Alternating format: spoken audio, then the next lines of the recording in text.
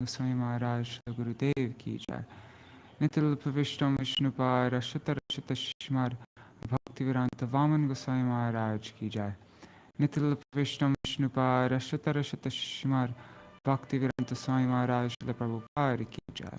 Nitil Pavishtam Vishnupad Rashata Rashata Shishmar Bhakti Pradhan Keshav Goswami Maharaj ki jai.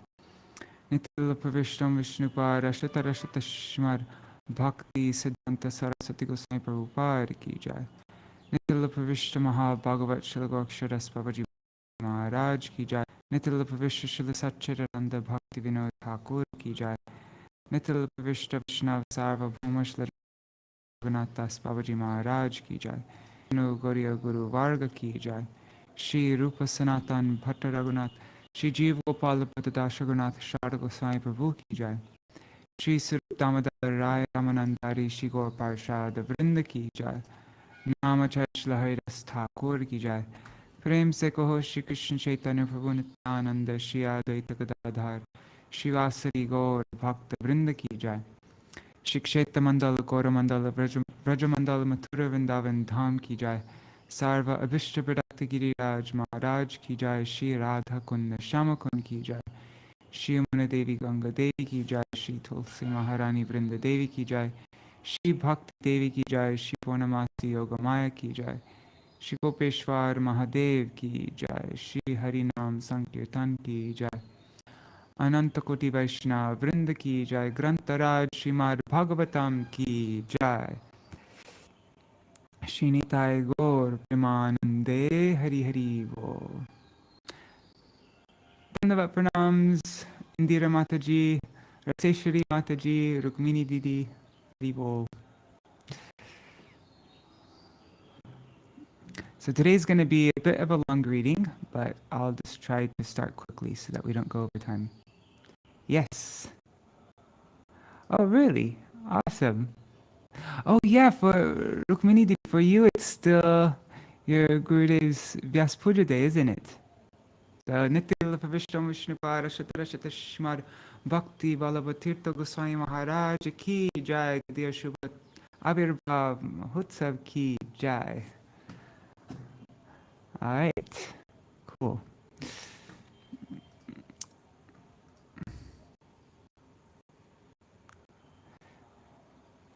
Awesome, that's really nice.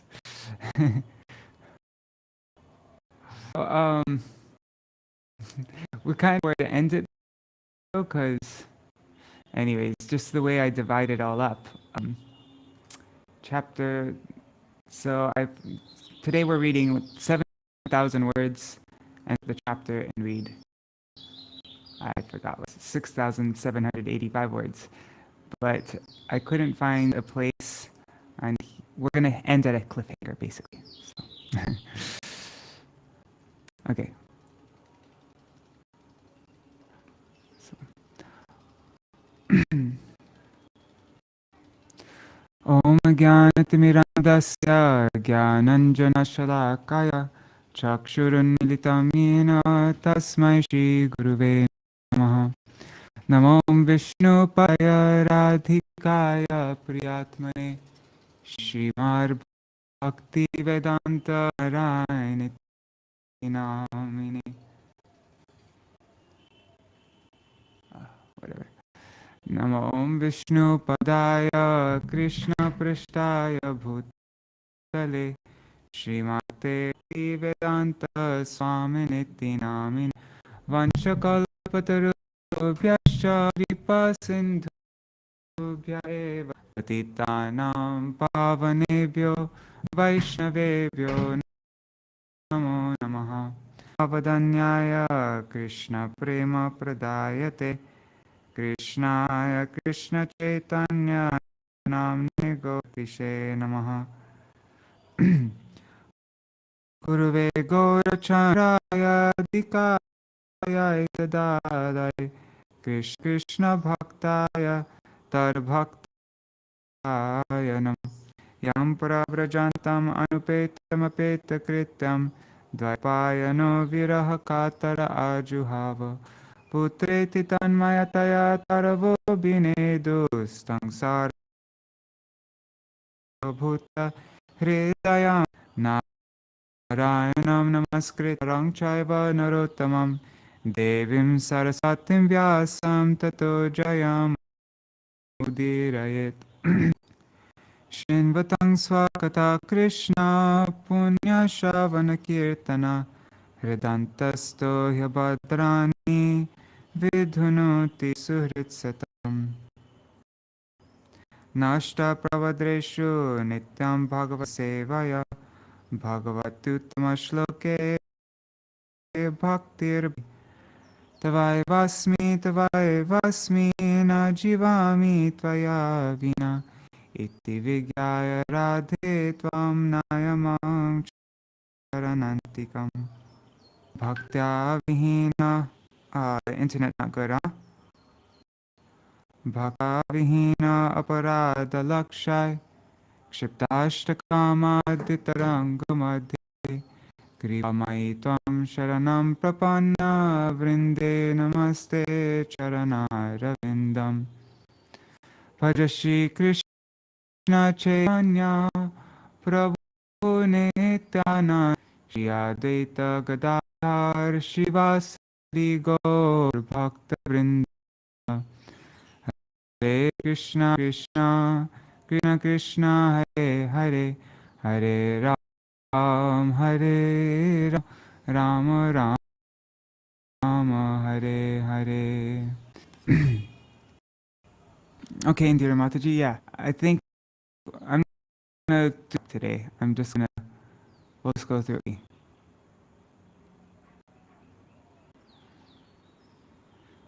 So first chapter we read about how Sudumna becomes old. And then the dynasties of the sons of Manu.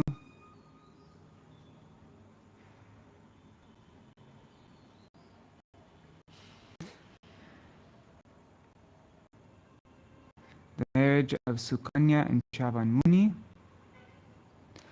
Okay, so that's what we read. Let's just go through this one quickly. Marriage of Sukanya and Chavan Muni. Sharyati's daughter Sukanya pierced some glowing objects in an anthill under which Chavan Muni was meditating. Sharyati got his daughter married to Sukanya pleased Chavan Muni with her diligent service. Then Chavan Muni requests the Ashwini Kumars to make him young, promising them a pot of samoras. The Ashwini Kumars made Chavan young, and at Sukanya's request, they revealed Chavan to her. Then Yati saw Sukanya living with a young man and rebuked her. Yeah, her father.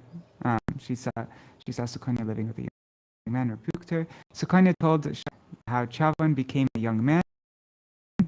Then Chavan conducted the sum and gave the samoras to the Ashwini Kumars. Then we ended with the marriage of Revati and Lord Baladev. Kokurmi went to Brahma to ask about a suitable husband for his daughter Revati. As Sisa and Chatur Yugas passed, Brahma suggested Kokurmi give Revati and Balaram.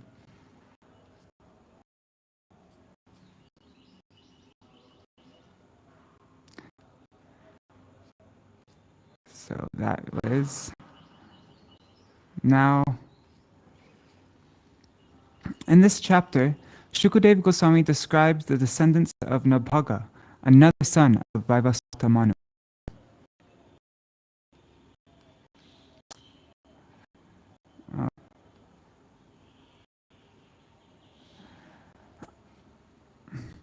Chapter 4. Oh, and by the way,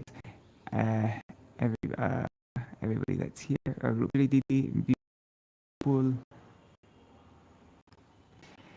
This chapter describes the history of Mahārāja Nābhāga, of his son This chapter describes the history of Mahārāja Nābhāga, of his son Nābhāga, and of Ambariṣa. The son of Manu was Nābhāga, and his son was Nābhāga. So his son Nābhāga lived for many years in the Gurukul. In Nābhāga's absence, his brothers did not consider his share of the kingdom, but instead divided the property among themselves. When Nābhāga returned home, his brothers bestowed upon him their father as his father. But when Nābhāga went to his father and told him about the dealings of the brothers, his father informed him that this was cheating, and advised him that for his livelihood he should go to the sacrificial arena and describe 2 mantras to be chanted there. Nābhāga executed the order of his father, and thus Angira and other great saintly persons gave him all the money collected in that sacrifice. To test Nābhāga, Lord Shiva challenged his claim to the wealth. But when Lord Shiva was satisfied by Nābhāga's behavior, Lord Shiva offered him all the riches. Wait, chapter? Yes, I am. Okay, sorry. From Nābhāga was born Ambariṣa, the most powerful and celebrated devotee. Mahārāja Ambariṣa was the emperor of the entire world, but he considered opulence temporary. Indeed, knowing that such material opulence is the cause of downfall into conditional life, he was unattached to his opulence. He engaged his senses and mind in the service of the Lord. This process is called yukta vairagya, or feasible renunciation, which is quite suitable for worship of the Supreme Personality of Godhead. Because Mahārāja Ambariṣa, as the emperor, was immensely opulent, he performs devotional service with great opulence, and therefore, despite his wealth, he had no attachments to his wife, children, or kingdom. He concentrated his senses and mind in the service of the Lord. Therefore, to say nothing of material opulence, he never desired even liberation.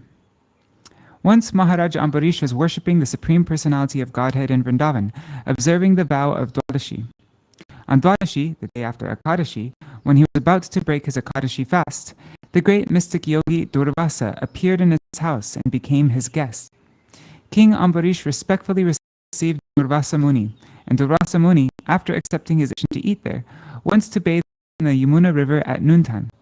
Because he was absorbed in samadhi, he did not come back very soon. Mahārāja Ambariṣa, however, upon seeing that the time to break the fast was passing, drank a little water in accordance with the advice of learned Brahmins, just to observe the formality of breaking the fast. By mystic power, Durvāsā Muni could understand that this had happened, and he was very angry. When he returned, he began to chastise Mahārāja Ambariṣa, but he was not satisfied, and finally he created from his hair a demon appearing like the fire of death. The Supreme Personality of Godhead, however, is always the protector of his devotee, and to protect Mahārāja Ambariṣa, he sent his disc, the Sudarshan, which immediately vanquished the fiery demon and then pursued Durvāsā, who was so envious of Mahārāja Ambariṣa. Durvāsā fled to Brahmaloka, Shiva Loka, and all the other higher planets to protect himself from the wrath of the Sudarshan Chakra. Finally, he went to the spiritual world and surrendered to Lord Narayan, but Lord Narayan could not excuse a person who had offended a Vaishnava. To be excused from such an offense, one must submit to Vaishnava whom he has offended. There is no other way to be excused. Thus, Lord Narayan advised Durvāsā to return to Mahārāja Ambariṣa and beg his pardon. So we're going to be ending today right when Mahārāja Ambariṣa breaks his fast, and then we'll find out we'll read about when Durvāsā arrives back tomorrow. Shishuka uvacha nābhago nābhagapatyam yang tatang pratara kavyavishtam vyabhajandayam brahmacharyanamagatam.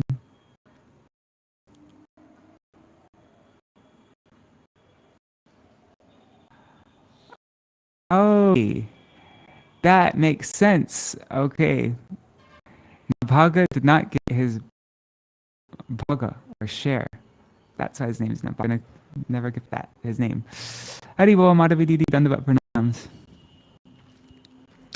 Shukadeva Goswami said, the son of Nābhāga named Nābhāga lived for a long time at the place of his spiritual master. Therefore, his brothers thought that he was not going to become a Graha, not return. Without providing a share for him, they divided the property of their father among themselves. Nābhāga returned from the place of his spiritual master. They gave him their father as his share. Purport by Shwar. There are two kinds of brahmacharis. One may return home, marry, and become a householder, whereas the other, known as brihad vrata, takes a vow to remain a brahmachari perpetually. The brihad vrata brahmachari does not return from the place of master. He stays there, and later he directly takes sannyas. Because Nābhāga did not return from the place of his spiritual master, his brothers thought that he had taken brihad vrata brahmacharya.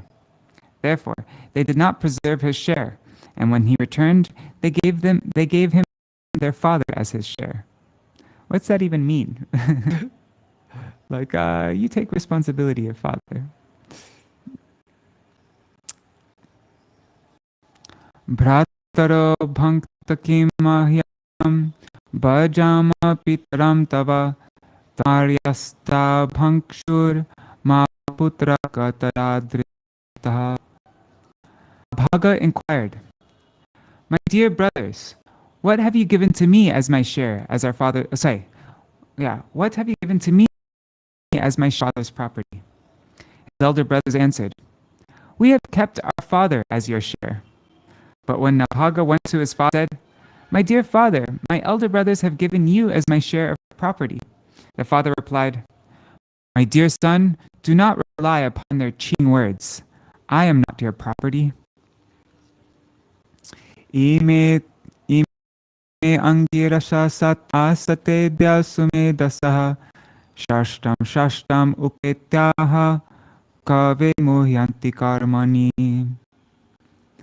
Nābhāga's father said, "All the descendants of Angira are now going to perform a great sacrifice. But although they are intelligent, on every sixth day they will become bewildered in performing sacrifice and will make mistakes in their daily duties." Purport by Srila Prabhupada. Nābhāga was very simple-hearted. Therefore, when he went to his father, the father, in compassion, suggested that as a means of livelihood, Nābhāga could go to the descendants of Angira and take advantage of their misgivings in performing yajna.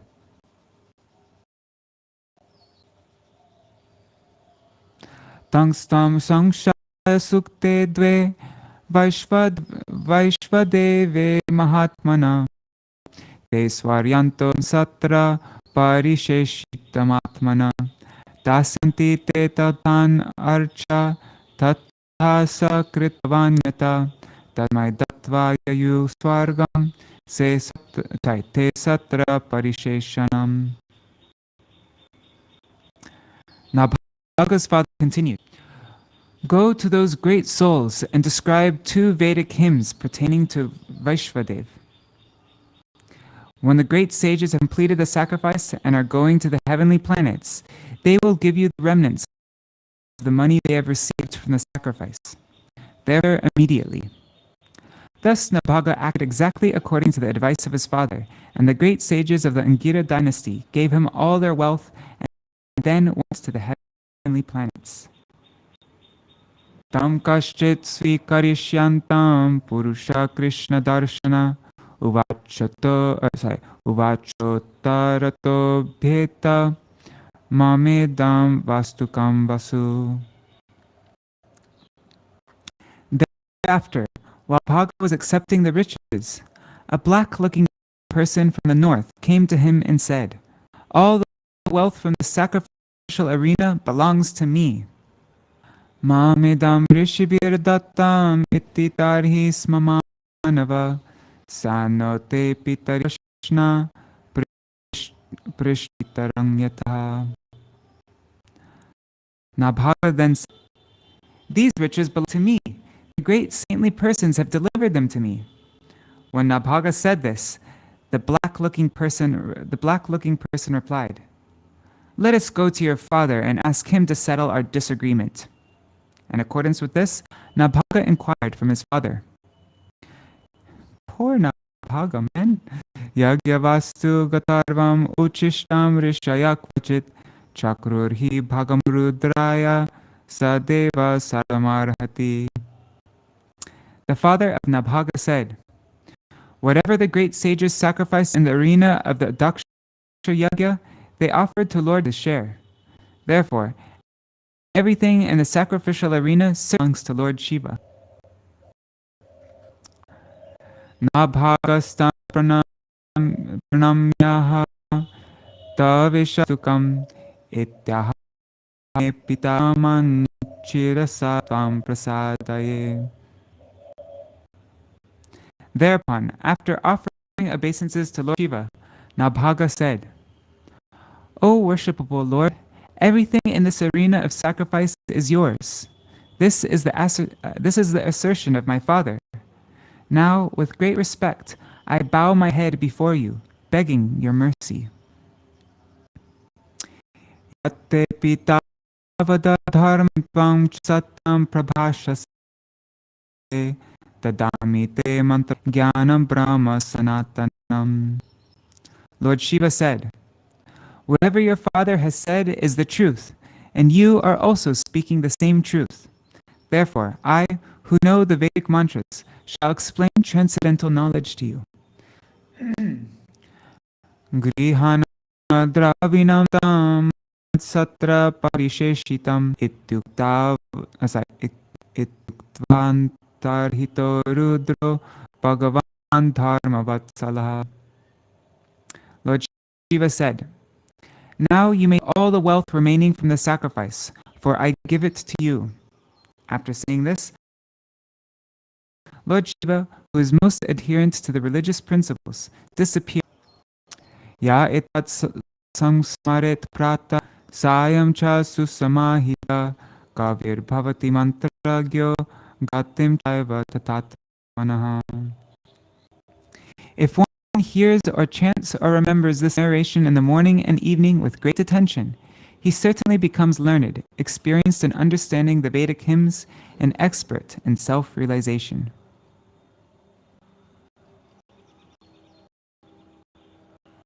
Cool. Half of us are reading it in the morning, the other half are reading it in the evening. Nābhāga Ambariṣa Mahārāja kriti nasprashar brahmashapopi yamna pratihata krit. From Nābhāga, Maharaja Ambariṣa took birth. Maharaja Ambariṣa was an exalted, celebrated for his great merits. Although he was cursed by an infallible Brahman, the curse could not touch him. Śrīmad-Bhāgavatam Bhagavan Chrotumami Rajarshestasya dhimata na prabhur yatar nirmukto brahmando duratyaya. King Parikshit inquired, O great personality, Maharaja Ambariṣa was certainly most exalted and meritorious. Is that right? I'm not sure if I'm saying that right. I think so. Meritorious in character. I wish to hear about him. How surprising it is that the curse of a Brahman, which is insurmountable, could not act upon him. Shri Shuka Uvacha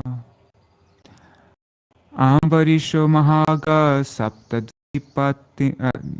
saptadvipavatim mahim avyayam cha shriyam labdva vim chatulam bhuvi meneti durlabh sarvam tat svapta sangsam vidvan vibhava nirvanam tamovishati yat puman. Shukadeva Goswami said, Maharaja Ambariṣa, the most fortunate personality, achieved the rule of the entire world consisting of 7 islands, and achieved unlimited opulence and prosperity on earth. Although such a person is rarely obtained, Maharaja Ambariṣa did not care for it at all, for he knew very well that such opulence is material. Like that which is imagined in a dream, such opulence will ultimately be destroyed. The king knew that any non-devotee merges increasingly in material nature's mode of darkness. Purport.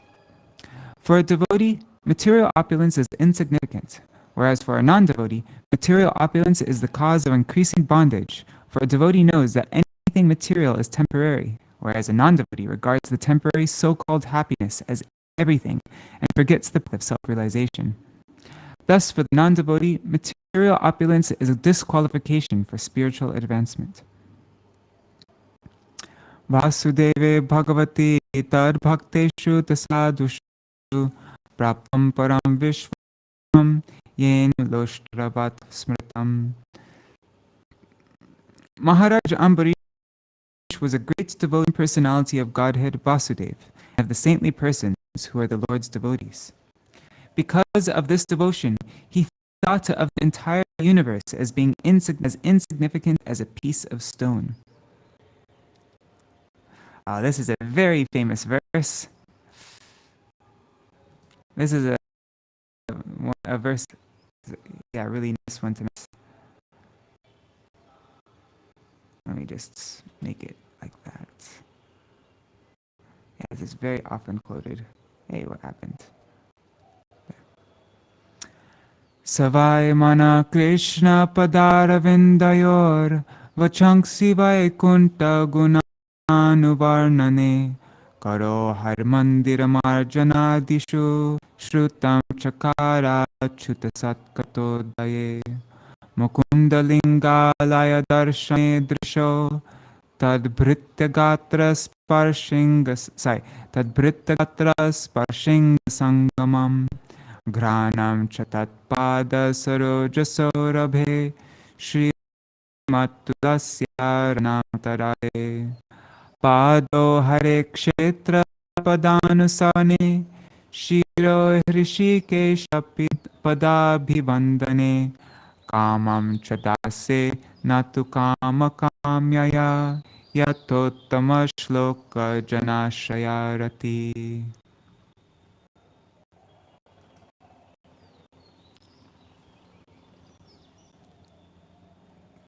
My screen got frozen, sorry. Okay. Maharaj Ambariṣa always engaged his mind in meditating upon the lotus Kṛṣṇa, his words in describing the glories of the Lord, his hands in cleansing the Lord's temple, and his ears in hearing the words spoken by Kṛṣṇa or about Kṛṣṇa. He engaged his eyes in seeing the deity of Kṛṣṇa, Krishna's temples, and Krishna's places like Mathurā and Vrindavan. He engaged his sense of touch in touching the bodies of the Lord's devotees. He engaged his sense of smell in smelling the fragrance of tulsi offered to the Lord. And he engaged his tongue in tasting the Lord's prasad. He engaged his legs in walking to the holy places and temples of the Lord, his head in bowing down before the Lord, and all his desires in serving the Lord 24 hours a day. Indeed, Maharaj Ambariṣa never desired anything for his own sense gratification. He engaged all his senses in devotional service and various engagements related to the Lord. This is the way to increase attachment to the Lord and be completely free from all material desires.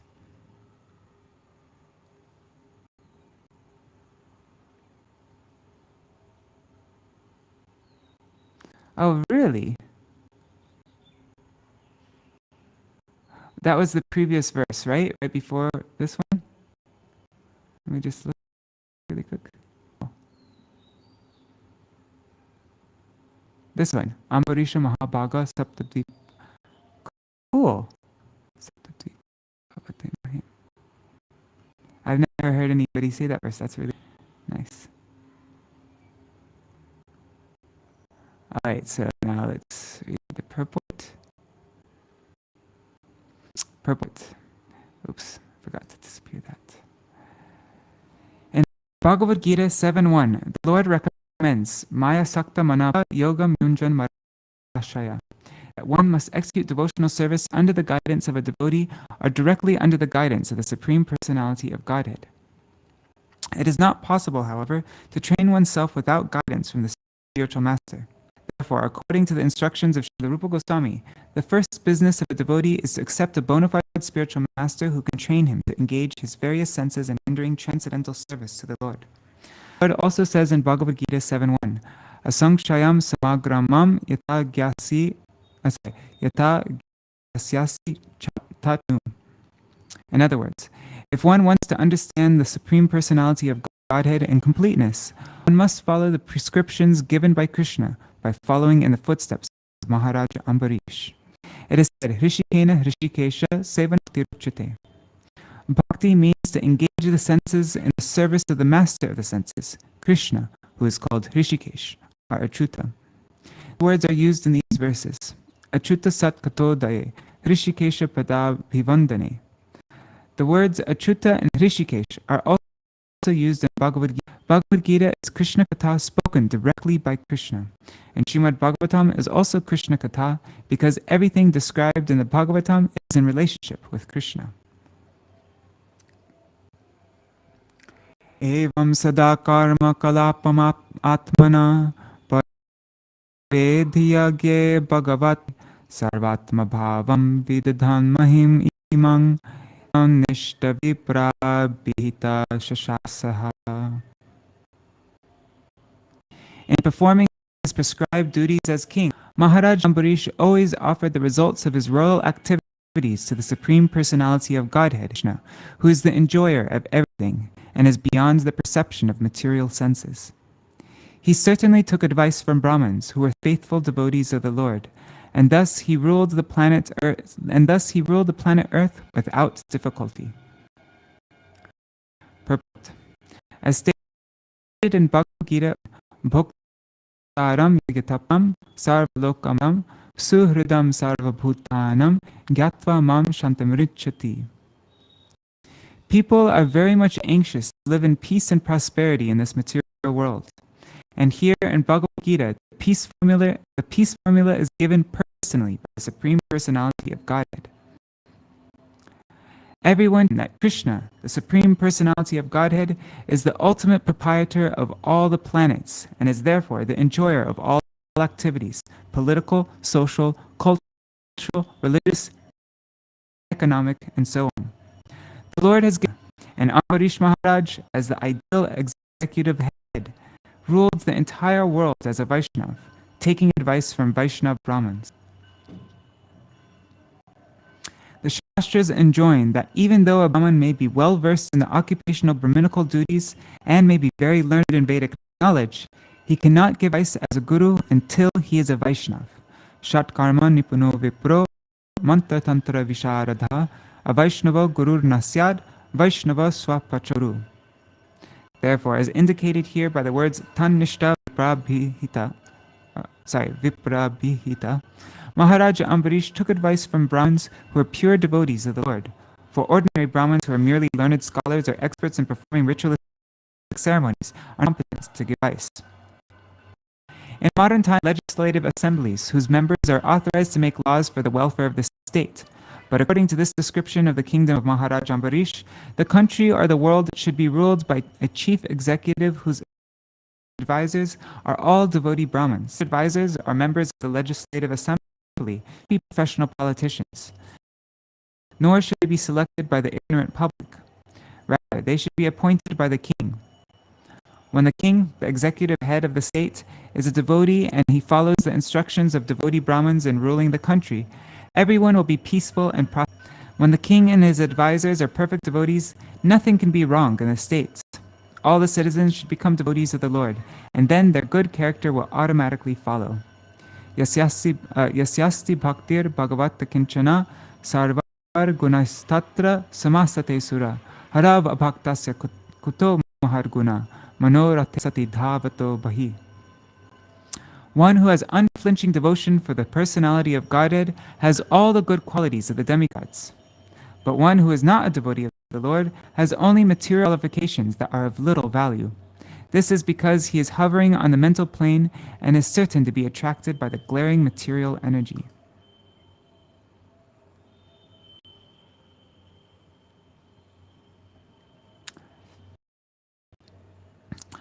Psalm 5:18-12. So whenever I get a WhatsApp check in case it's something to do with like the streaming stopping or something. Citizens under the guidance of a Krishna conscious king will become devotees, and then there will be no need to enact new laws every day to reform in the state. If the citizens are trained to devotees, they will automatically become peaceful and honest. And if they are guided by a devoted king, advised by devotees, the state will not be in the material world, but in the spiritual world.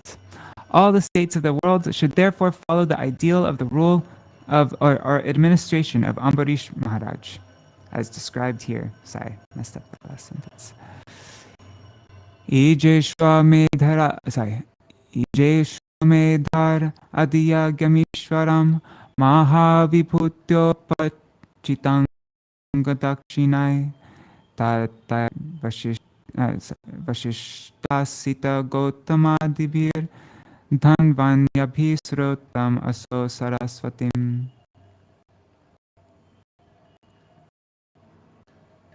In desert countries where there flowed the river Saraswati, Maharaja Ambariṣa performed great sacrifices like the Ashvamedha Yajna and thus satisfied the master of all yajnas, the Supreme Personality of Godhead.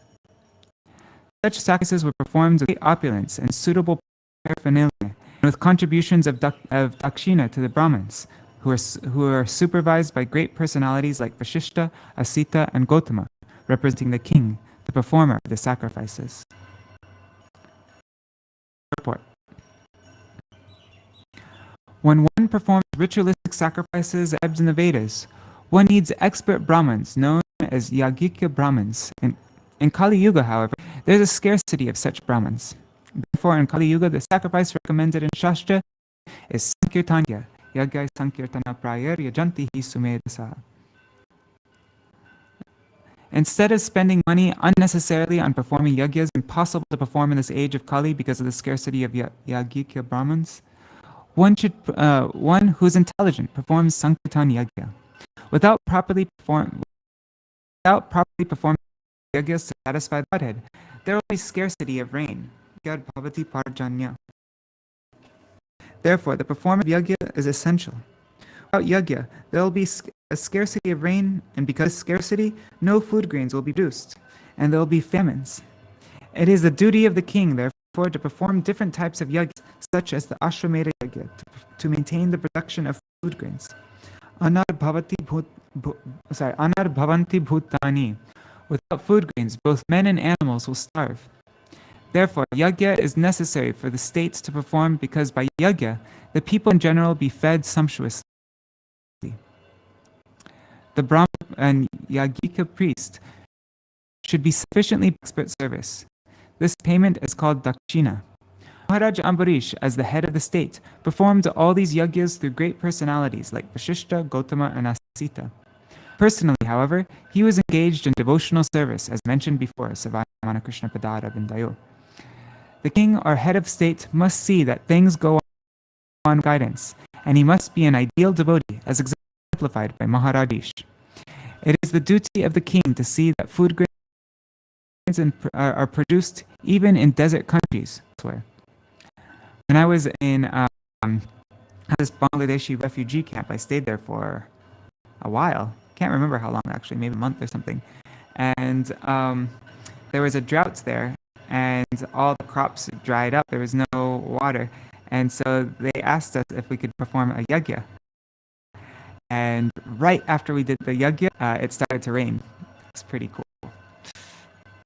Like, I think it was like immediately after we did the yajna, we were still sitting there, you know, and then it started to rain. Kratushu gyanai sadasya ritvijo jana tulya rupas chanimisha vyadrishyanta suvasasa.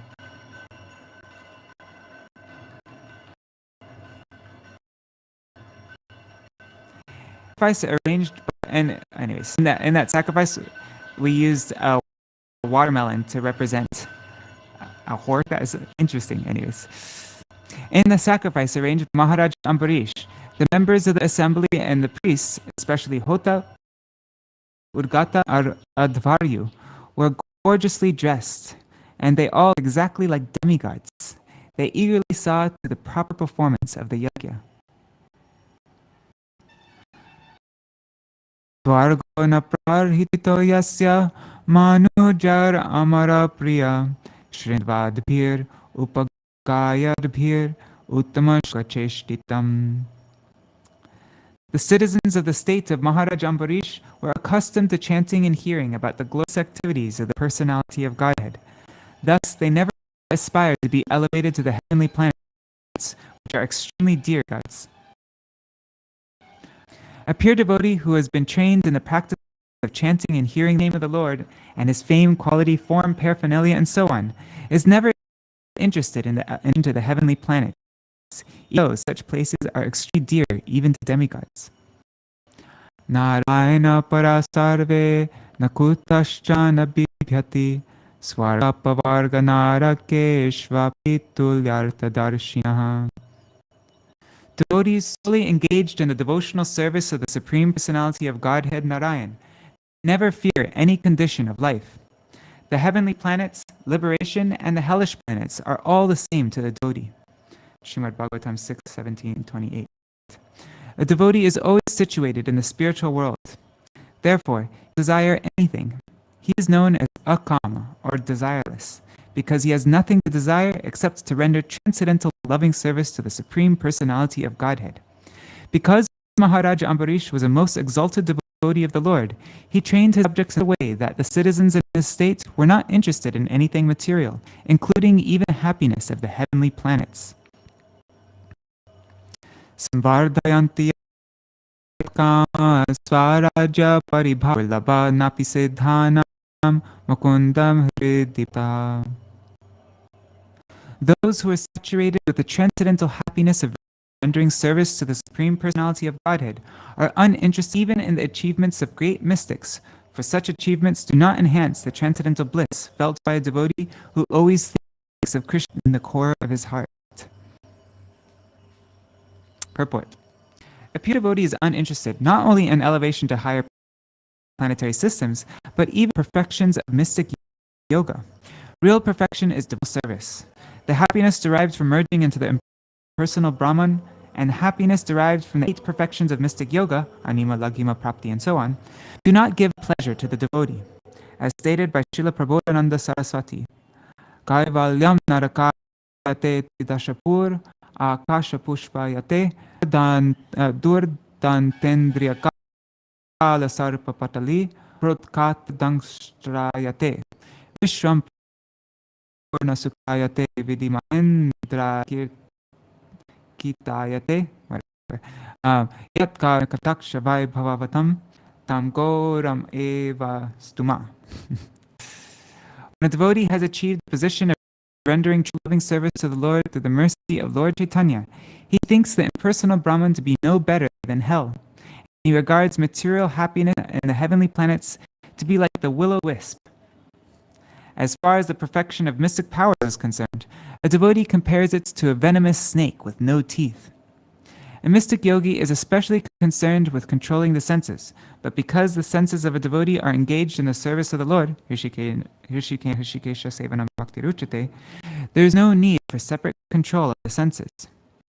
For those who are materially engaged, control of the senses is required, but the senses are all engaged in the service of the Lord, which means that they are already controlled. Param drishta nivartate, it's Bhagavad Gita 259. A devotee's senses are not attracted by material enjoyment. And even though the material world is full of misery, the devotee considers this material world to be also spiritual because everything is engaged in the service of the Lord. The difference between the spiritual world and material world is the mental service. Nirbandhana Kṛṣṇa sambandhe yuktam vairagyam uchyate. When there is no mental to the Supreme Personality of Godhead, one's activities are material. Prapanchi kataya buddha hari sambandhi vastunaha mumukshubhi paritya vairagyam falgukatyate. It's Bhakti Rasamrita Sindhu 1.2-256. That which is not in service of the Lord is material, and nothing thus engaged should be given up. In the skyscraper and the construction of the temple, there may be the same enthusiasm, but the endeavors are different, for one is material and the other is spiritual. Spiritual activity should not be confused with material activities and given up. Nothing connected with Hari, the Supreme Personality, is material. A devotee who considers all this is always situated in spiritual activities, and therefore he is no longer attracted by material activities.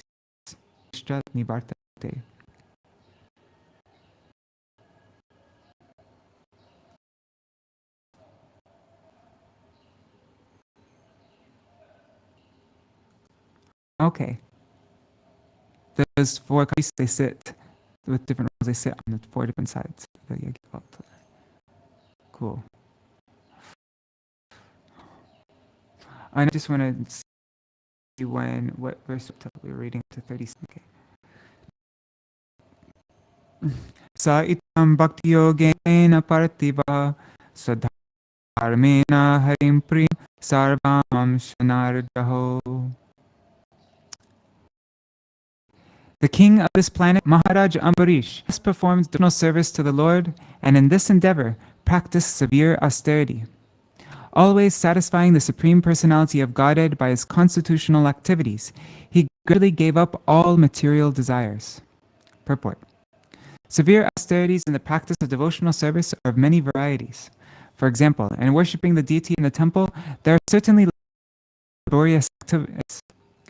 Shivigrahara dhananitanana shingaratan mandir janato. One must decorate the deity, cleanse the temple, bring water from the Ganges and Yamuna, continue the routine work, perform arati many times, prepare first-class food for the deity, prepare dresses, and so on. In this way, one must constantly be engaged in various activities, and labor involved is certainly an austerity. Similarly, the hard labor involved in preaching to atheistic men and distributing literature door to door is, of course, an austerity. Srila Prabhupada included preparing literature. Tapo divyam putraka. Such austerity is necessary. Nena sattvam shuddhyet. By such austerity and devotional service, one is purified of material existence. Kaman shanar jaho.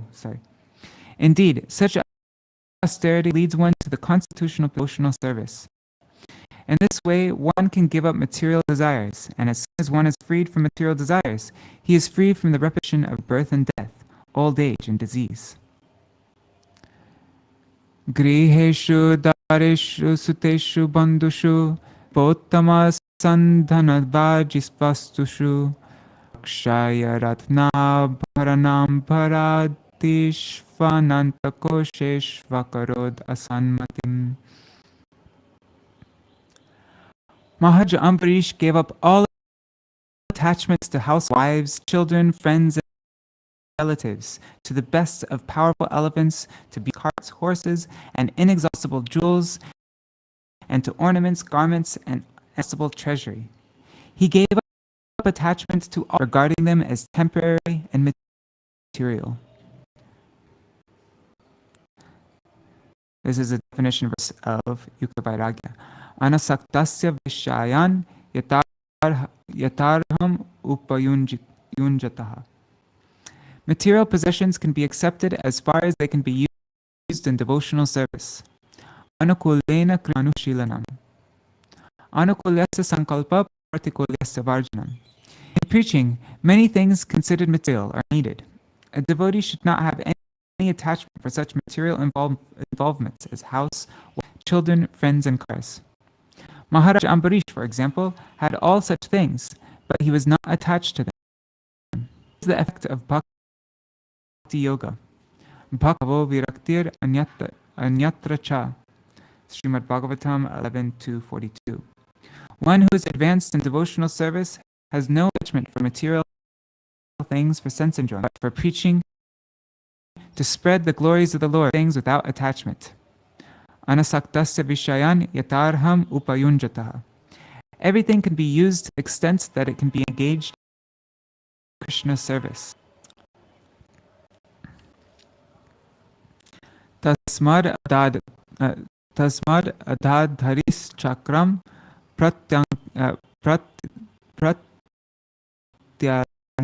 bhayavaham ekantena prito bhakta bhirakshanam. Forgot to sing it.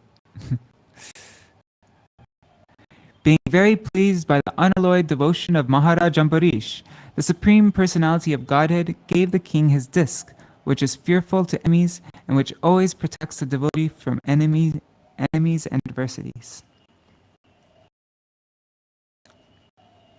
Purport. A devotee being always engaged Lord may not be expert in self-defense, But because the devotee fully depends on the lotus feet of the Supreme Personality of Godhead, he is always sure of protection by the Lord. Prahlāda Mahārāja said, Naiva dvije para durataya vaitaranyas tadvira gayana mahamrita magnachit. Devotee in the ocean of the transcendental bliss of rendering service to the Lord. Therefore, he is not at all afraid of any adverse situation in the material world. The Lord also promises, Konteya pratijanihi name bhakta pranashati. O Arjuna, you may declare to the world that the devotees of the Lord are never vanquished. That's Bhagavad Gita 3:9-31. For the protection of the devotees, Krishna's disc, the Sudarshan Chakra, is always ready. This disc is extremely fearful to the non-devotees. Pratyanika Bhayabham. Therefore, although Maharaj Ambariṣa was fully engaged in devotional service, his kingdom was free of all city. Ariradhayusha Kṛṣṇam Ariradhayushu Kṛṣṇam Mahishyatul Yukta Samvatsaram Virya Dadhara Dvādaśī vratam. To worship Lord Kṛṣṇa, Maharaj Ambariṣa, along with his queen, equally qualified, observed the vow of Ekadashi and Dvādaśī for 1 year. Purport. To observe Ekadashi vrata and Dvādaśī vrata means to please the Supreme Personality of Godhead. In advancing in Krishna consciousness, must observe Ekadashi vrata regularly. Maharaj Ambariṣa's queen was equally as qualified as the king. Therefore, it was possible for Maharaj Ambariṣa to engage his life in household affairs. In this regard, the word Hulya Shilaya is very significant. Unless a wife is equally as qualified as a husband, household affairs are very difficult to continue. Chanakya Pandit advises that a person in such a situation should immediately give up household life and become a vanaprastha or sannyasi. Mata yasya grihe nasti bharya cha priyavadi aranyam tena gantavyam yataranyam tata griham. A person who has no mother at home and whose wife is not agreeable with him should immediately go away to the forest. Because human life is meant for spiritual advancement only, one's wife must be helped in this endeavor. Otherwise, there is no need of household life. Vratante kartike masi triratram samuposhitaha snataha kadachid kalindyam haring madhu vanirchayat. In the month of Kartik, observing that vow for 1 year, after observing a fast for 3 nights, and after bathing in the Yamuna, Maharaj Ambariṣa worships the Supreme Personality of Godhead, Hari, in Madhuban. So long missing. Mahabhisheka vidhina sarvopaskara sampada abhisham parakalpar kantamalyarhanatibihi tantar bhavena pujayam adeshavam brahmanangscha mahabhagam siddhartan api bhaktita.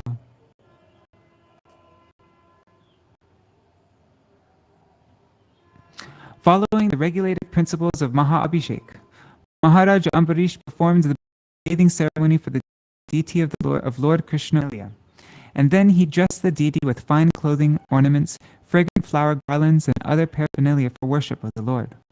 With attention and devotion, he worshipped Kṛṣṇa and all the greatly fortunate Brahmins who were free of material desires. Gavam rukma vishaninam rupyangrinam suvasam payashila vayorupa vatsopaskara sampadam prahinot sadviprebhyo griheshu nyarbudanishat bhojayitva dvijan agre svadanam gunavattamam labdakamar ayugyata paranayopachakrame tasya tarhyatita shakshad Durvāsā Bhagavan Abhut.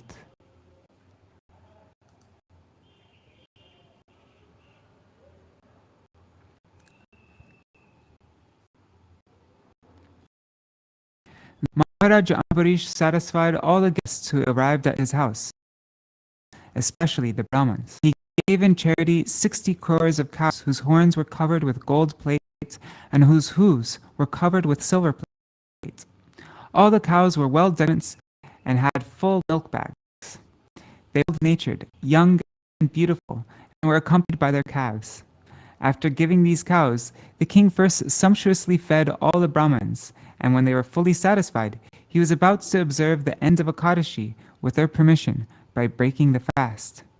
Exactly at that time, however, Durvāsā Muni, the great and powerful mystic, appeared on the scene as an uninvited guest.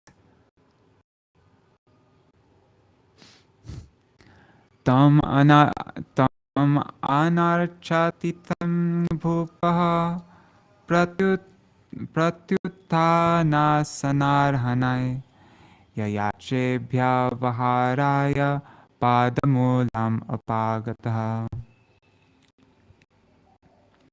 After standing up to receive Durvāsā Muni, King Ambariṣa offered him a seat and paraphernalia of worship.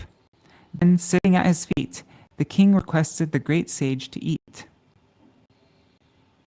Pratinandya satang yachnam kashakam gata nimamajja brihadhyayan kalindi salileshu. Durvāsā Muni gladly accepted the request of Mahārāja Ambariṣa, but to perform the regulated ritualistic ceremonies he went to the river Yamuna. There he dipped into the water of the auspicious Yamuna and meditated upon the impersonal Brahman. Alright, so we're ending here. We'll find out what happens after he returns.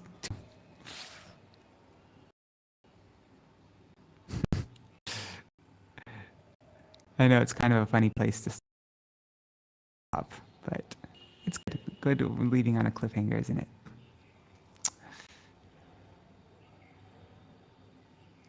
Yeah, I didn't remember that either. This was already delegated to Śrīmad Mahārāja.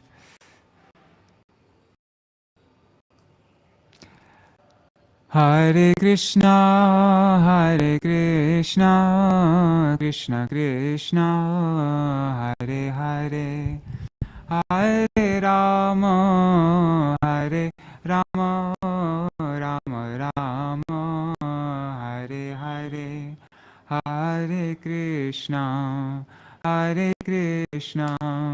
Krishna Krishna, Hare Hare, Hare Rama, Rama Rama, Hare Hare. Nitai Gaur, Hari Bol, Hari Bol, Hari Bol. Nitai Gaur, Hari Bol, Nitai Gaur, Hari Bol, Hari Bol, Hari Bol. Nitai Gaur, Hari Bol. Oh, okay. I'm ending right now. Well, we're finished with the Śrīmad-Bhāgavatam part of the program, so everybody can go. But I thought maybe it just, since it's still Srila Bhakti Vallabha Tirtha Goswami Maharaj's Vyasa Puja Day in the West, for Prabhu and for, of course, for Rukmini and Rukmanjari Didi, that maybe we could just read something quick. Oh, and also for Seshwari Mataji.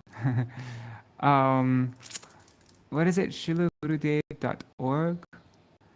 And we just, I just would like to, also for myself, I'd like to read just his brief life history. That's all right. And then I'll do Jayadvani after that. What is this? How long is this? Is this really long? Or maybe, yeah, I'm just going to quickly read this. Yeah, this isn't so long, so I'll read this. where is it? Show reader. His Divine Grace, Srila Bhakti Vallabha Tirtha Goswami Maharaj, is presently one of the foremost spiritual leaders of the mission of Sri Chaitanya Mahaprabhu and his associates in the world today. He is the dearly beloved disciple of Srila Bhakti Madhava Goswami Maharaj, and who is in turn the equally beloved disciple of Srila Bhakti Siddhanta Saraswati Goswami Prabhupada. His early life. His Divine Grace, Tirtha Goswami Maharaj, appeared in 1924 in Assam, India, on Ram Navami, the most auspicious appearance day of Supreme Lord Kṛṣṇa in his form as Ramachandra. From his childhood, he had a natural attraction to and affinity for spirituality. Having been brought up in a pious environment, he developed a strong inclination to search out for the ultimate and began to spend the majority of his meditation.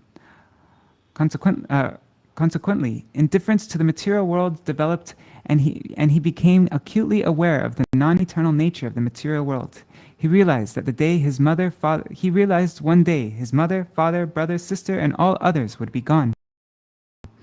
He realized that one day father, brother, and sister, and all others, everything would be finished. This path of self-realization led up the study of philosophy at Calcutta University. Fellow students at the university invariably noted his outstanding qualities of nobleness, truthfulness, benevolence, and enviousness. Taking shelter of the Divine Master. While studying at the university, he came in contact with his spiritual master, his divine, and immediately became attracted by his transcendently powerful personality. Preceptor of pure devotional bhakti school, his Divine Grace Prabhupada Srila Bhaktisiddhanta Saraswati Thakur, and a great proponent of the devotional teachings in his own right. After completing his master's degree in philosophy in 1947, Srila Tirtha Maharaj wholeheartedly and also didn't he? I thought he also studied biology, right, Rupanjali Didi? After completing his master's degree in philosophy in 1947, Srila Tirtha Maharaj wholeheartedly, unreservedly dedicated his life to the service of his spiritual master. He went with friends to Śrīmad-Bhāgavatam, the holy birthplace of Lord Sri Chaitanya Mahaprabhu, and met his Gurudev, his Divine Grace Śrīmad Siddhanta Saraswati Goswami Prabhupada at Sri Chaitanya Mat in the year 1925. He was attracted to him upon study. Taking absolute shelter at his lotus feet, he took initiation from him at Sri Chaitanya Gaudiya Mat at number 1 Ultadanga Junction Road, Calcutta on November 1st, 1927. He joins the Sri Gaudiya Mat institution.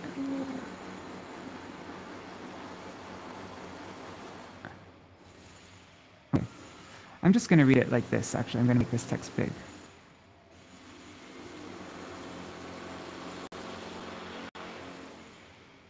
He joined the Sri Gaudiya Mat institution immediately after taking initiation and also made his devout vow of celibacy, even though young of age.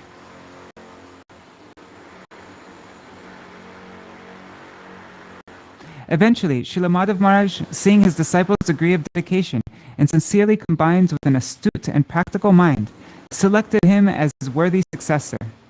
After the disappearance of his beloved spiritual master, Srila Madhav Goswami Maharaj after his disappearance in 1979, Srila Tirtha Maharaj was appointed as President Acharya of the Mat. He has received the fortunate blessings and great affection of many of Srila Bhakti Siddhanta's prominent followers, such as Srila Bhakti Rakshak Shiradev Goswami Maharaj, Srila Bhakti Pramod Puri Goswami Maharaj, Srila Bhakti Hriday Ban Goswami Maharaj, Srila Bhakti Akinchan Krishna Das Babaji Maharaj, Srila Bhakti Kumud Santa Goswami Mothers. An ideal acharya, one who teaches by example.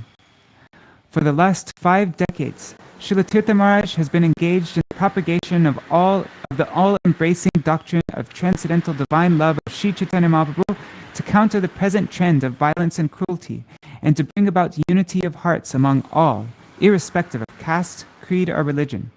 Example is better than precept is his way of preaching. He has always practiced what he preaches: compassion toward all living entities, true kindness, innocence, complete attachment, absolute tolerance, intense spiritual blissfulness, An incomparable degree of humility and unflinching faith in Sri Guru combined with exclusive devotion and complete surrender to Sri Chaitanya Mahaprabhu.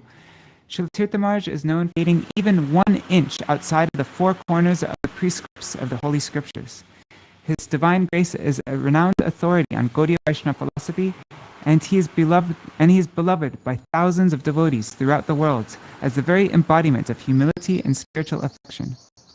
Now at the age of 84, inspired by the grace of his Gurudev, Srila Tirtha Maharaj is always on the move, going from towns to villages in India, and also abroad, propagating the divine message of the Bhagavad Gita and the Śrīmad-Bhāgavatam. Without caring for his own personal comforts and undergoing many austerities, he maintains an extremely heavy preaching schedule, tirelessly serving the mission of Sri Chaitanya Mahaprabhu. It could in fact be said that Srila Bhakti Vallabha Tirtha Maharaj is the very personification of all desirable and rare attributes, such as humility, affection, purity of heart, and exclusive devotion. Because of these qualities and the mercy of his Guru, his divine grace, Srila Bhakti Vallabha Tirtha Goswami Maharaj is the President Acharya of the Sri Chaitanya Gaudiya Math devotional institution and also the founder Acharya of Gokul, the global organization of Krishna Chaitanya's universal love. I never heard of that before. That's a clever acronym. He also serves as president of the World Vaishnava Association and is acknowledged by Vaishnavas around the world as one of the most exalted spiritual personalities of his generation.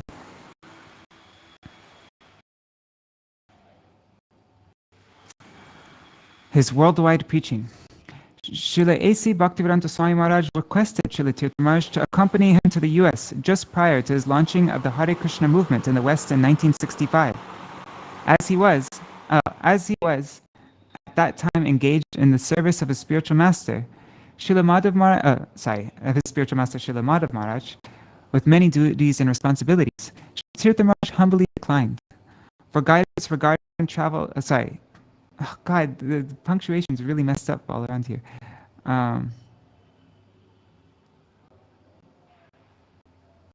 Okay, so he declined regarding traveling to the West. At the behest of his beloved Shiksha Guru, his instructing preceptor, his divine grace, Srila Bhakti Pramod Puri Goswami Maharaj, he then embarked upon preaching the message of Sri Chaitanya Mahaprabhu throughout the world, beginning with America in 1997. Oh wow, so just 1 year after my Gurudev. Since that time, he has continued to disseminate the remedy for the afflictions of the current age of quarrel, the chanting of the holy name throughout the world.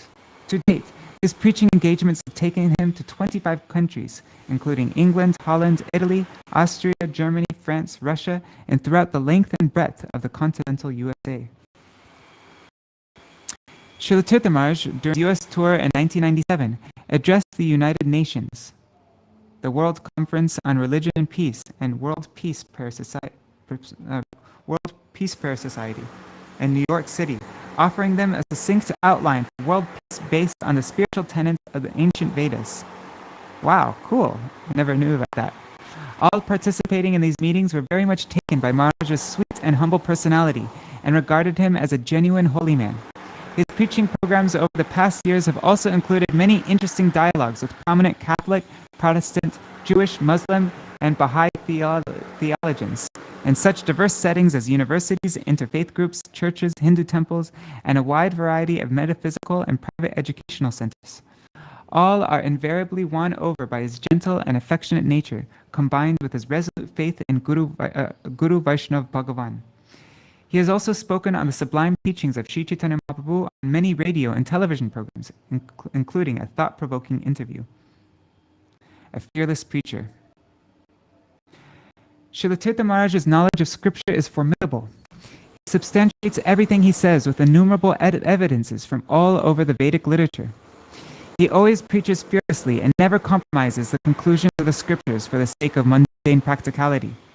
During his devotional, powerful, informative, heart-piercing lectures, he inspires numerous devotees. He uses every moment of every day to fulfill Sri Chaitanya Mahaprabhu's desire to preach the holy name of Kṛṣṇa in every town and village. He is the perfect example of the famous and often quoted verse, Trinadapi Sunichena, from Sri Chaitanya Mahaprabhu's Shastrak prayers. Although very meek and humble in his personal dealings, in his classes he roars like a lion, smashing false pride and cutting all misconceptions from the hearts and minds of his disciples and followers. And I was just talking to Rup Manjari last night. I mean, she was telling me about how he never needed a mic, and even like on Rath Yatra Day when the Kirtan party was going by, Sri Chaitanya Gaudiya Math, Kirtan party in front of the Rath, she could distinctly hear his voice and all the singing. His teachings. Srila Tirtha Maharaj's knowledge of scripture is formidable. He substantiates everything he says with innumerable evidences from all of the Vedic literature. We just read that. He always preaches fearlessly and never compromises the conclusions of the scriptures for the sake of mundane practicality. During his devotional, powerful, informative, heart-piercing lectures, he inspires numerous devotees. He uses every moment of every day to fulfill Sri Chaitanya Mahaprabhu's desire. His writing. His divine grace is also engaged in writing articles and books of a profoundly spiritual nature in several native languages, as well as English, for the eternal benefit of the conditioned souls of the world.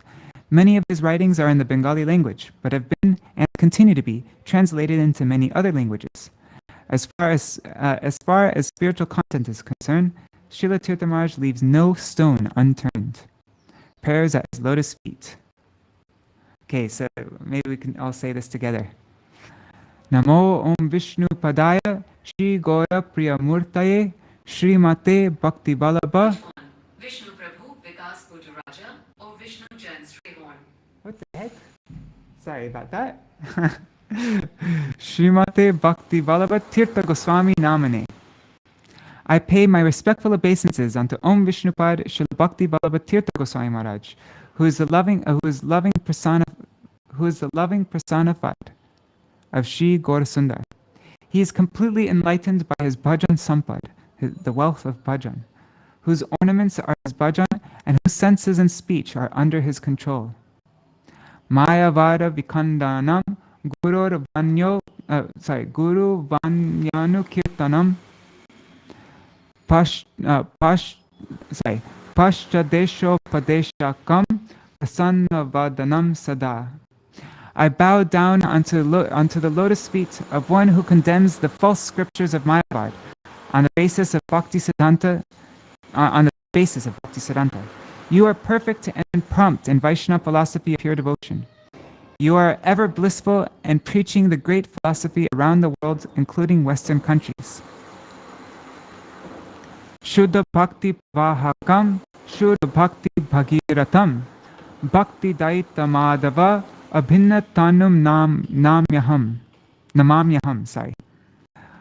O Bhagiyat of pure devotion, who carries pure devotion, you are the one who is spreading the Ganges of pure devotion all over the world, and none different from Srila Bhakti Daita Madhav Goswami. You are his. You are Srila Bhakti Daita Madhav Goswami Maharaj's expansion. I pay my respectful obeisances unto your lotus feet. Nama Sankirtanamrita Rasa Swada Vidayakam Krishnam Naya Kripa Murtim Acharyam Tam Namamyaham. Just by Harinam Sankirtan, you generate and preach the taste of nectar of Lord Krishna's unlimited pastimes, holy name, form, characteristics, and Leela Dham. You are the deity form, the personification of Lord Krishna's mercy and the philosophy of the disciplic succession. You teach and preach through your behavior. I offer my respects unto you. This is the last verse.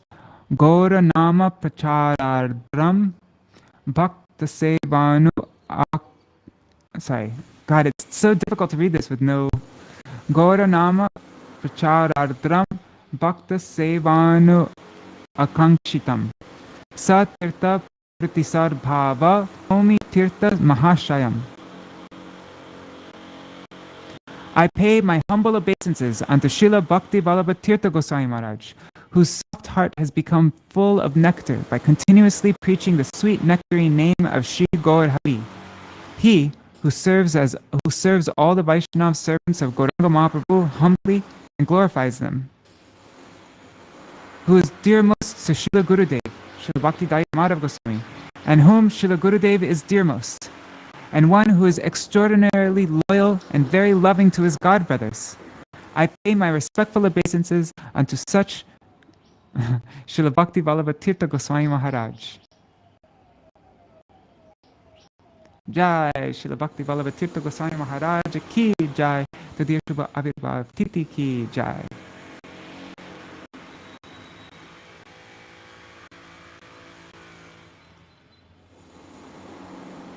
Oh, what happened? Looks like the power went, the internet stopped. Like I don't even see any of the chat stuff here anymore. Oh well, thanks for all sticking around, even though it's probably out for a long time. Alright, Jai Shri Guru Guru. Sorry, I thought I was sharing my screen that whole time. Oh my God, that's so the whole time I was singing all those verses, nobody could even see it. Anyways, sorry about that. Jai Shri Shri Guru Gauranga Gandharvika Giridhari Shri Shri Radha Vinod Vihari Ju ki jai. Nitil Pravishtam Vishnupad Ashatra Shatashmar Bhaktivedanta Narayana Goswami Maharaj Srila Gurudev ki jai. Nitil Pravishtam Vishnupad Srila Bhaktivedanta Vaman Goswami Maharaj ki jai. Nitil Pravishtam Vishnupad Srila Bhaktivedanta Swami Maharaj Srila Prabhupada ki jai. Nitil Pravishtam Vishnupad Srila Bhakti Pragitan Keshav Goswami Maharaj ki jai. Nitil Pravishtam Vishnupad Srila Bhakti Siddhanta Saraswati Goswami Prabhupada ki jai. Nitil Pravishtam Mahābhāgavatam Srila Gokshara Babaji Maharaj ki jai. Nitil Pravishtam Srila Satchidananda Bhakti Vinod Thakur ki jai. Nitil Pravishtam Vaishnav Sarvabhauma Srila Jagannath Das Babaji Maharaj ki jai. Shri Rupanu Gauriya Guru Varga ki jai. Nitil Pravishtam Vishnupad Ashatra Shatashmar Srila Bhakti Vallabha Tirtha Goswami Maharaj ki jai. Tadya Shubha Avirbhav Titi ki jai. Nitil Pravishtam Vishnupad Ashatra Shatashmar Srila Bhakti Dhait Madhav Goswami Maharaj ki jai. Nitil Pravishtam Vishnupad Srila Bhakti Pramod Puri Goswami Maharaj ki jai. Swapashad Srila Prabhupada ki jai. Shri Rup Sanatan Bhatta Raghunath Shri Jeev Gopala Bhatta Das Raghunath Shri Goswami Prabhu ki jai. Shri Sarup Damodar Ramananda Shri Gaur Prasad Vrinda ki jai. Namacharya Shri Haridas Thakur ki jai. Prem se kaho Shri Krishna Chaitanya Prabhu Nityananda Shri Advaita Gadadhar Shri Vasari Gaur Bhakta Vrinda ki jai. Kshetra Mandala Gaura Mandala Vraja Mandala Mathurā Vrindavan Dham ki jai. Sarva Ishta Pradata Giriraj Maharaj ki jai. Shri Radha Kunda Shama Kunda ki jai. Shri Yamuna Devi Ganga Devi ki jai. Shri Tulsi Maharani Vrinda Devi ki jai. Shri Bhakti Devi ki jai. Shri Purnamasi Yogamaya ki jai. Shri Gopeshwar Mahadev ki jai. Shri Harinam Sankirtan ki jai. Ananta Koti Vaishnava Vrinda ki jai. Samagata Gaura Bhakta Vrinda ki jai. Shri Ram Navami Titi ki jai. Titi Palankari Bhakta Vrinda ki jai. Shri Nitai Gaur Grantaraj Śrīmad-Bhāgavatam ki jai. Shri Nitai Gaur Premanande Hari Hari Bol. Ambariṣa Mahārāja ki jai. Vrindai Tulsi Devai Priyai Keshavashaja Kṛṣṇa Bhakti Padadevi Sattvatāya Namo Namaha Vancha Kalpatarubhyashta Kripa Sindhubhya Evacha Patitanam Pavanebhyo Vaishnavebhyo Namo Namaha. Dandava Pranam everybody. You were just looking at my face that whole time. That's so embarrassing. The English got really, I don't think it was ever edited, that last part, so it was very funny English. It was difficult to read. Anyhow, tonight I'm going to be going for a program at Bhanumati and Damodar Prabhu's place. She's also a disciple of Srila Bhakti Vallabha Tirtha Goswami Maharaj. And what's his name? Paramadvaiti Maharaj, who used to be Prahlad Prabhu, he will be giving class in the evening there. And so I'm going to try to record that. And yeah, I'll share it this evening. All right, Dandavat Pranam everybody. Jai Shri Radhe. Thank you so much for joining.